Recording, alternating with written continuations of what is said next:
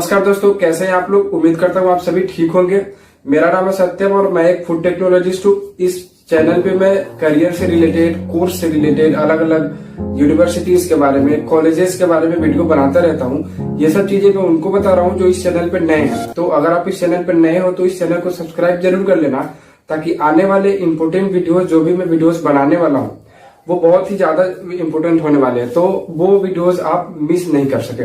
Basically आज के इस वीडियो में मैं आपसे बात करने वाला हूं कि आखिर क्या कारण है कि भारत के 80% से ज्यादा, जी हाँ, more than 80% engineers are unemployed. तो आखिर कौन कौन से ऐसे वजह है कि भारत में 80% से ज्यादा इंजीनियर्स बेरोजगार ही रह जा रहे हैं। ये ऐसा मैं नहीं कह रहा हूं, ऐसा इंडिया टुडे की रिपोर्ट में ये बात कही गई है। तो इस वीडियो में मैं इसी के बारे में बात करने वाला हूं। चीजें आपको ज्यादा इजीली समझ में आ सके, आसानी से आपको मैं समझा सकूं, इसके लिए मैंने कुछ पॉइंट्स बनाए हैं। तो एक एक करके हम इस सभी पॉइंट्स को डिस्कस करेंगे और समझेंगे कि आखिर क्या कारण है कि भारत के ज्यादातर इंजीनियर्स आज भी बेरोजगार रह जा रहे हैं। तो चलिए वीडियो को शुरू करते हैं। दोस्तों, सबसे पहला कारण है टू मेनी इंजीनियर्स, यानी इंजीनियर्स की काफी ज्यादा संख्या।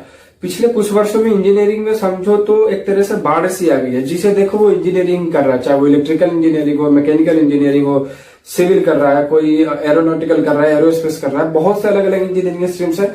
तो कंप्यूटर साइंस कर रहा है ऑब्वियसली। तो जिसे देखो वो इंजीनियरिंग ही करता जा रहा है। आपको मैं बता दूं, भारत दुनिया का लगभग सबसे ज्यादा इंजीनियर्स प्रोड्यूस करने वाला कंट्री है। अगर इसका हम अकेले इंडिया का कंट्रीब्यूशन देखें तो ये पूरी दुनिया का 25% इंजीनियर्स अकेला भारत बनाता है। तो इस तरह से समझ लो कि भारत में इंजीनियर्स ऐसे बनाए जा रहे हैं जैसे पार्ले इंडस्ट्री में पार्ले जी बिस्किट्स बनाए जाते हैं। अब ये अलग बात है कि लोग पार्ले जी बिस्किट तो आज भी पसंद कर रहे हैं, लेकिन इंजीनियर्स को अब उतना ज्यादा पसंद नहीं किया जा रहा है जैसे पहले उनकी वैल्यू हुआ करती थी। अब देखो, अगर आप में से कोई इंजीनियर हो तो प्लीज मेरी बात को बुरा मत मानना, लेकिन ये सच है, जो फैक्ट है वो मैं आपसे बात कर रहा हूँ। इस वीडियो में मैं आगे जो भी बात करने वाला हूँ ये बात उनके लिए बिल्कुल भी नहीं है जो एक IITian है या NIT से इंजीनियरिंग कर रहा है या भारत के टॉप प्राइवेट इंस्टीट्यूट से, यूनिवर्सिटी से इंजीनियरिंग करी है, या वैसे स्टूडेंट जो काफी वाकई में टैलेंटेड है। तो ये वीडियो उनके लिए नहीं है या वैसे इंजीनियर्स के लिए नहीं है। तो प्लीज आप लोग इसको बुरा मत मानना। तो सबसे पहला पॉइंट तो ये हो गया कि भारत में इंजीनियर्स इसलिए भी बेरोजगार है क्योंकि काफी ज्यादा इंजीनियर्स है। वही अगर मैं अमेरिका में बात करूं तो अमेरिका में एक साल में लगभग 1 लाख से भी कम, यानी 90-95 हजार इंजीनियरशिप बनाए जा रहे हैं। लेकिन भारत में 15 लाख तक के इंजीनियर हर साल बनते हैं। तो ऐसे में कंपनीज के पास भी इतनी सारी जॉब नहीं है कि हर किसी को जॉब मिल सके। तो एक ये भी बहुत बड़ा रीजन है कि आज के समय में इंजीनियर्स बेरोजगार ही रह जा रहे हैं। तो दूसरा पॉइंट है लैक ऑफ एक्सपोजर, मतलब एक्सपोजर की कमी। देखो, भारत में ऐसे बहुत से यूनिवर्सिटीज है या बहुत से बेसिकली प्राइवेट कॉलेज को ही ले लो, तो या तो ये लोग इंटर्नशिप बिल्कुल भी प्रोवाइड नहीं कराते हैं, या अगर कराते भी है तो एक समझ लो घटिया लेवल के इंटर्नशिप कराते हैं। तो इससे क्या होता है कि बच्चों को एक्सपोज करने का कुछ एक्सपीरियंस नहीं मिल पाता। जितने भी स्टूडेंट्स होते हैं, जो इंजीनियर्स होते हैं, वो अगर कोई अच्छे कंपनी में इंटर्नशिप नहीं करेंगे तो उनको ये चीज समझ में नहीं आ पाती है कि आखिर कंपनीज की रिक्वायरमेंट्स क्या है, क्या कंपनीज आखिर हमसे क्या चाहती है, हमसे किस तरह का काम करवाना चाहती है। तो ये एक बहुत बड़ा रीजन है। बेसिकली प्राइवेट कॉलेजेस जितने भी हैं, जो लो क्वालिटी के कॉलेजेस कह सकते हो, तो वो लोग किसी तरह का कोई इंटर्नशिप कराते नहीं है, या अगर कराते भी है तो बहुत लो क्वालिटी की इंटर्नशिप होती है वो। तो ये एक बहुत बड़ा फैक्टर हो जाता है बच्चों में, जिसके कारण वो आगे जॉब के लिए लायक नहीं हो पाते हैं। तीसरा और सबसे इंपॉर्टेंट पॉइंट है कि थ्योरी वर्सेस प्रैक्टिकल। देखो, ज्यादातर जो इंजीनियरिंग कॉलेज है उनका प्रैक्टिकल के ऊपर बहुत ज्यादा ध्यान होता ही नहीं है। वो बस थ्योरी पढ़ाते जाते और सिर्फ पढ़ाते ही जाते हैं।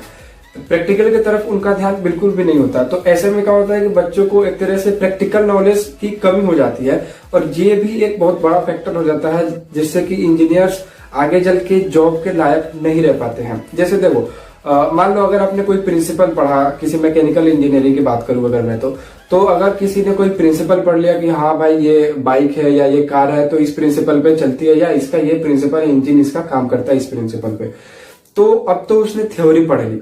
लेकिन जब तक वो बंदा प्रैक्टिकली उसको नहीं करेगा, उसका प्रैक्टिकल एक्सपीरियंस नहीं करेगा, तब तक उसको कैसे पता चलेगा कि इसमें कौन कौन सी कमी है।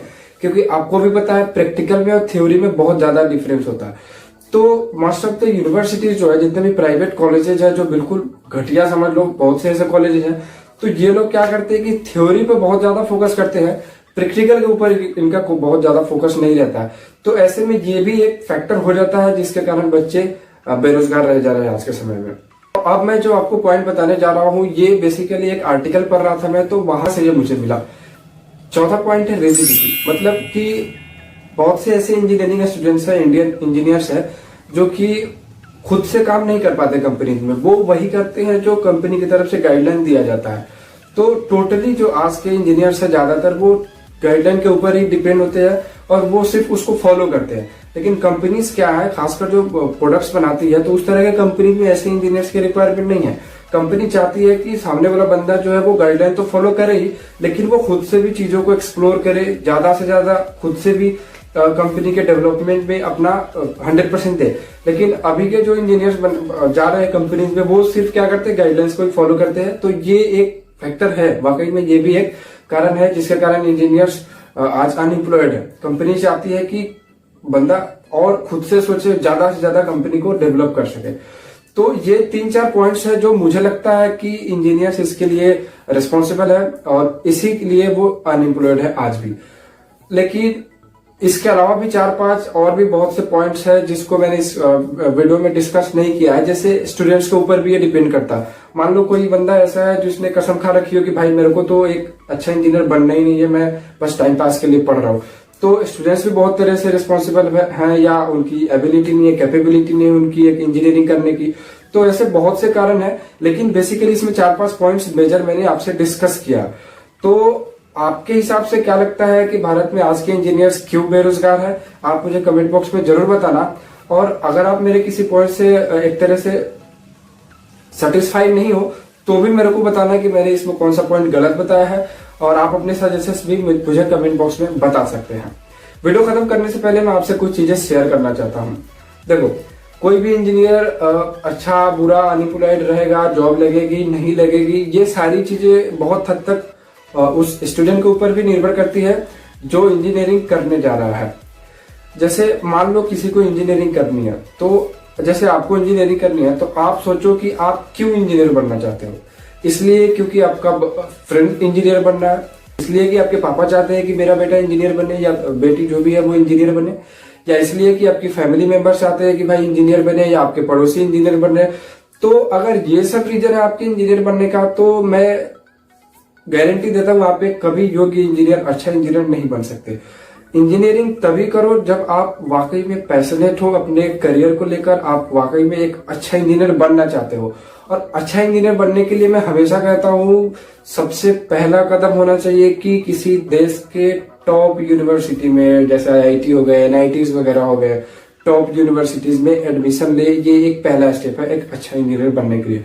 दूसरी बात, किसी भी इंजीनियर की जॉब लगेगी या नहीं लगेगी, वो उस पर्टिकुलर स्टूडेंट के ऊपर भी बहुत हद तक डिपेंड करती है कि उसकी स्ट्रेंथ क्या है, वो पढ़ने में कैसा है, कम्युनिकेशन, सबसे बड़ी बात तो आजकल के समय में कम्युनिकेशन स्किल कैसी है।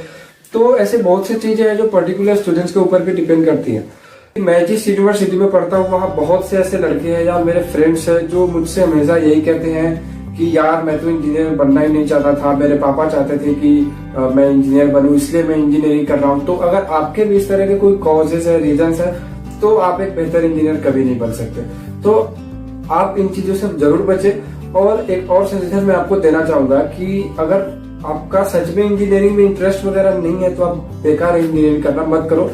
इंजीनियरिंग के अलावा भी दुनिया में बहुत सारे कोर्स है, उसके बारे में आप एक्सप्लोर करो, खोजो, समझो कि और कौन कौन से कोर्स है जो आप कर सकते हो, और उसको करो। ऑब्वियसली उसमें आपका शायद कुछ हो सके। तो उम्मीद करता हूँ आज के इस वीडियो आपको पसंद आया होगा। वैसे आपको ये वीडियो कैसा लगा मुझे कमेंट बॉक्स में जरूर बताना। मिलते हैं अगले वीडियो में किसी नए टॉपिक के साथ, तब तक के लिए धन्यवाद।